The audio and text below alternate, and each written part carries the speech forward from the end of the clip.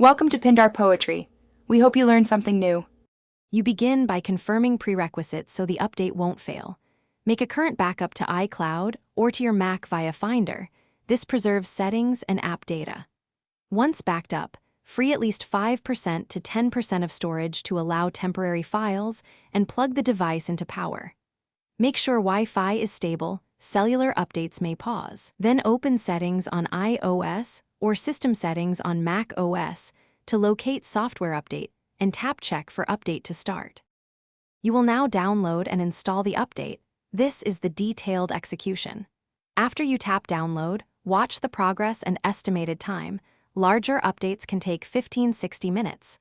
Read the release notes to understand new features and security fixes so you know what changes. Agree to the terms when prompted. Make sure you do not interrupt power or network. Once the download finishes, installation begins, and your device may restart one or more times while system files are replaced. You're in the final phase. Finish setup and verify everything works. Follow on-screen prompts to sign in, enable settings, and confirm app permissions. This finalizes migrations and ensures continuity. If the update stalls, force restart the device and try updating via Finder or iTunes on a Mac as an alternative. If you see errors repeatedly, restore from your backup or contact Apple support.